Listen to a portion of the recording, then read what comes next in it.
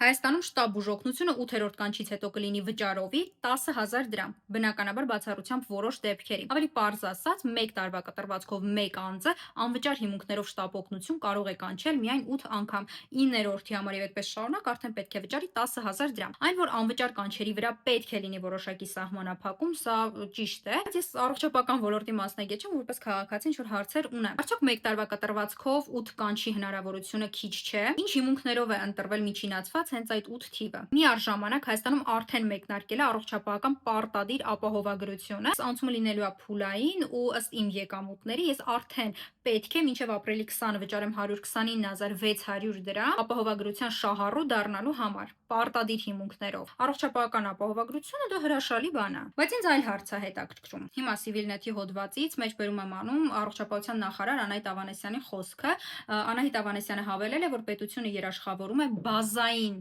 անհրաժեշտ ծառայությունները որպես հանրային բարիք, իսկ մասնավոր փաթեթները կլինեն կամավոր հավելյալ հարմարավետության համար։ Այդտեղ իմ համար հարցը բազային ծառայությունները ինչ ասել է։ Ինչ ծառայություններ են մտնում այն փաթեթի մեջ, որը պետությունը մեզ պարտադրում է։ Բայց գտնել ինֆորմացիա, ինչ հիվանդանոցներ են ներառված, ինչ ծառայություններից ես կարող եմ օգտվել։ Ես ուզում եմ ուղղակի որպես քաղաքացի հասկանամ այն գումարը, որը ես վճարում եմ պետությանը, որքանով է դա արդարացված։